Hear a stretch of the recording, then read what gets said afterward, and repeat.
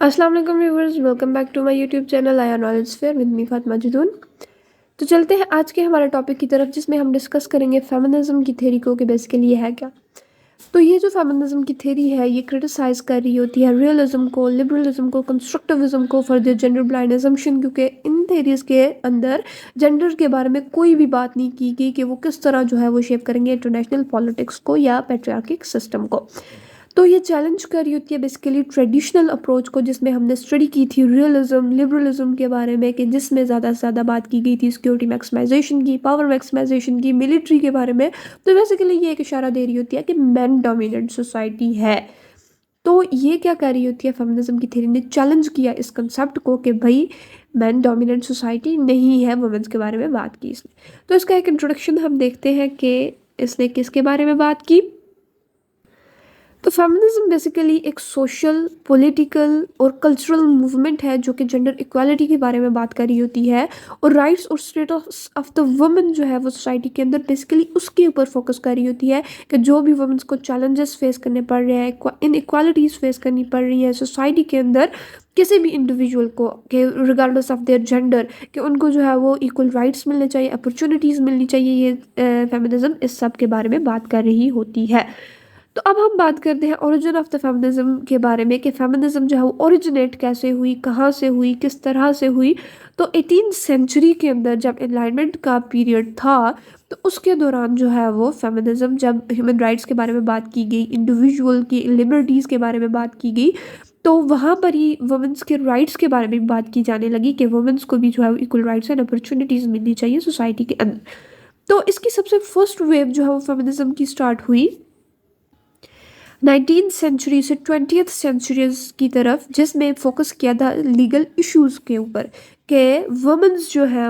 उनको उनके legal rights दिए जाए सोसाइटी के अंदर। वुमेन्स की सफ्रेज के बारे में बात की गई, यानी जिसके अंदर वुमेन्स जो है वो उनको फ्रीडम हो कि वो अपनी राय दे सके किसी भी चीज़ के बारे में। तो ये जो मूवमेंट थी बेसिकली ये यूरोप के अंदर हुई, नॉर्थ अमेरिका के अंदर स्टार्ट हुई, कि वोटिंग राइट जो है वो वुमेन्स का, उसको सिक्योर करने के लिए बेसिकली ये मूवमेंट, ये first wave of the feminism start हुआ था। तो इसके रिजल्ट में क्या हुआ, एक कन्वेंशन हुई 1848 के अंदर, जिसको नाम दिया गया था द सेनेका फॉल्स कन्वेंशन। तो इसके अंदर बेसिकली बात की गई वुमेन्स की सफ्रेज के बारे में, कि वुमेन्स को जो है वो राइट हासिल होना चाहिए वोटिंग का लीगल सिस्टम के अंदर, और as a result of this wave women's जो है वो उनको सफ्रेज का राइट हासिल हो गया 1920s के अंदर, जब यूएस ने जो है वो अमेंडमेंट की अपने कॉन्स्टिट्यूशन के अंदर कि वुमेन्स को जो है वो राइट होना चाहिए वोटिंग के अंदर। तो सेकंड वेव हमने इसकी देखा 1960s से 1980s की तरफ, ये वेव स्टार्ट हुई जिसमें फोकस किया गया था जी, बात की गई थी वुमेन्स की sexuality, reproductive rights, workplace equality and challenging traditional gender roles के बारे में बात की गई, कि इन सारे चीज़ों के ऊपर फोकस किया गया था सेकंड वेव के अंदर। और इसके अंदर जो है वो एक बुक लिखी गई थी इस पीरियड के दौरान ही, जिसका नाम दिया था जी द फेमाइन मिस्टीक का नाम दिया गया था, बेटी फ्रीडन ने लिखी थी 1963 के अंदर, जिसमें उन्होंने बात की थी मिडिल क्लास फैमिली की वुमेन्स के बारे में, कि कुछ वुमेन्स जो है वो fulfilment of their domestic life या उनकी जो जिम्मेदारियां हैं उनको फुलफिल करके वो बहुत ज़्यादा खुश हैं और सेटिस्फाइड है अपनी लाइफ के अंदर, और वो अपनी लाइफ के अंदर आगे नहीं बढ़ना चाहती। लेकिन कुछ वुमेन्स जो हैं वो सेटिस्फाइड नहीं है अपनी लाइफ के अंदर, और उनको जो है वो एक पॉलिटिकल रोल चाहिए सोसाइटी के अंदर, उनको जो है वो अपनी लाइफ के अंदर आगे बढ़ना है। तो उनके लिए एक ऐसा प्लेटफॉर्म होना चाहिए जिसके ज़रिए वो आगे बढ़ सकें। तो वुमेन्स को जो है वो उनकी इक्वल राइट्स और अपॉर्चुनिटीज़ मिलनी चाहिए सोसाइटी के अंदर, कि जब भी बाहर निकले उनकी कोई भी डिस्क्रिमिनेशन ना हो सोसाइटी के अंदर।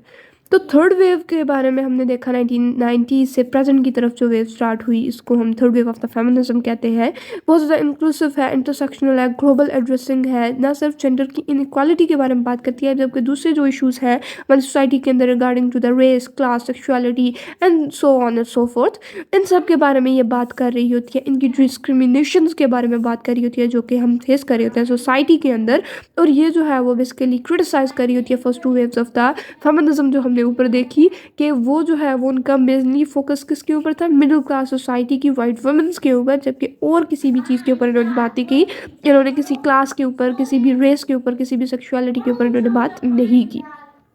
अब हम चलते हैं मेन कंसेप्ट की तरफ कि फेमिनिज्म का मेन कंसेप्ट बेसिकली है क्या, किसके बारे में बात कर रही होती है फेमिनिज्म की थ्योरी। तो सबसे पहला है जी इक्वालिटी एंड इक्विटी। तो इसमें उन्होंने बात की जी कि इक्वल ट्रीटमेंट होना चाहिए और अपॉर्चुनिटीज़ इक्वली मिलनी चाहिए मैन और वुमेन को सोसाइटी के अंदर। और इक्विटी में बात करता है ये जी, फोकस करता है किसके ऊपर, fair distribution of the resources and opportunities based on the individual need. यानी कोई भी इंडिविजुअल है regardless of female and male, regardless of their gender, उनको जो है वो इक्वली डिस्ट्रीब्यूटेड जो रिसोर्सेज हैं और अपॉर्चुनिटीज़ हैं वो मिलनी चाहिए अकॉर्डिंग टू देयर नीड। उनकी जो ज़रूरत है उसके मुताबिक मिलनी चाहिए ताकि फेयर डिस्ट्रीब्यूशन हो सके, हमारी सोसाइटी के अंदर इक्वालिटी आ सके। उसके बाद पेट्रियार्की के बारे में बात करता है कि क्रिटिसाइज़ कर रहा होता है बेसिकली पेट्रियार्कल सिस्टम को, यानी वो सिस्टम होता है ये जिसमें मेल की डोमिनेंसी होती है, आया वो सोसाइटी के अंदर है, कल्चर के अंदर है, पॉलिटिकल स्ट्रक्चर के अंदर है। ये क्या कर रहा होता है, फेमिनिज्म जो है वो इसको, इसके सिस्टम को क्रिटिसाइज़ कर रहा होता है। और इसका मेन फोकस है जी social construction of the gender के ऊपर, कि ये क्या कह रहा है कि जो डिफरेंसेस हैं मैन और वुमेन के दरमियान ये सोशली कंस्ट्रक्टेड है, ना कि बायोलॉजिकली इनहेरेंट। यानी ये जो है वो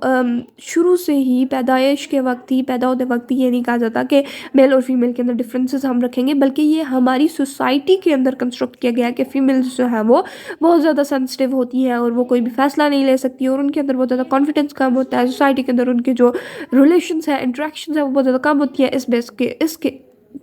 ऊपर इसको देखकर मेल को जो है वो डोमिनेंसी होनी चाहिए सोसाइटी के अंदर ताकि वो सही फैसले ले सके।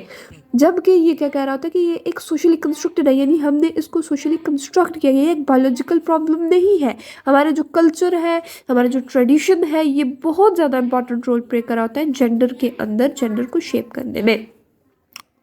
उसके बाद ये बात करता है सेक्शनैलिटी के ऊपर,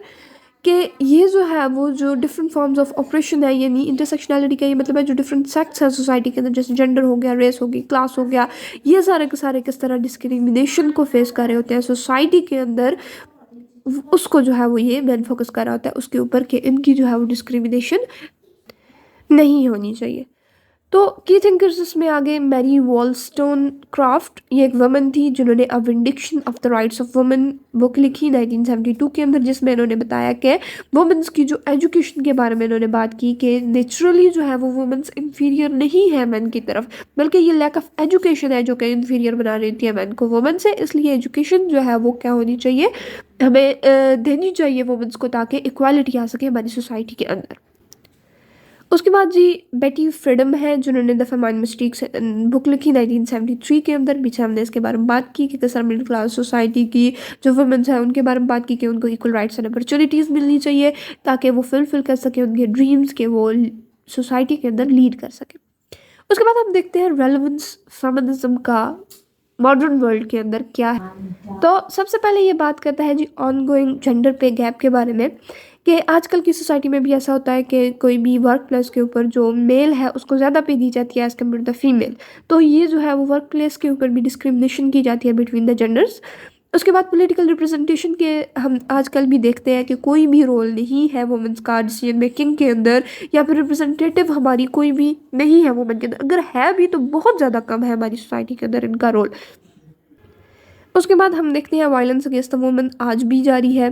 डोमेस्टिक अब्यूज़ होते हैं, सेक्सुअल हरासमेंट होती है, ह्यूमन ट्रैफिकिंग होती है वुमेन्स की। तो ये आज भी हमारी सोसाइटी के अंदर ये सारी प्रॉब्लम्स एग्जिस्ट करती हैं। इंटरसेक्शनैलिटी है, यानी डिफरेंट जो सेक्शंस आ गए, जेंडर आ गई, क्लासेस आ गए, रेसेस आ गई, तो ये सारी की सारी डिस्क्रिमिनेशन फेस कर रही होती हैं हमारी सोसाइटी के। तो ये सारे के सारे प्रॉब्लम्स आज भी स्टिल रेलेवेंट हैं हमारी 21st सेंचुरी के अंदर। तो हम कंक्लूड करें अगर हम इस सारी की सारी हमारी थ्योरी को, तो इसमें हम बात करते हैं कि फेमिनिज्म बात कर रही होती है किसके बारे में, इक्वल डिस्ट्रीब्यूशन ऑफ अपॉर्चुनिटीज़ के बारे में, कि सोसाइटी के अंदर जो अपॉर्चुनिटीज़ है, जो राइट्स हैं, वो इक्वली डिस्ट्रीब्यूट की जानी चाहिए regardless of the gender in the society, आए वो मेल है या फीमेल। तो यह था जी आज का हमारा लेक्चर फेमिनिज्म के ऊपर। अगर आपको वीडियो पसंद आई हो तो चैनल को सब्सक्राइब करें, वीडियो को लाइक करें और बेल आइकन ना दबाना भूलिएगा ताकि आपके पास मेरे सारे लेक्चर्स आते रहे। तो मिलते हैं अपने नेक्स्ट वीडियो के अंदर, तब तक के लिए अल्लाह हाफिज़।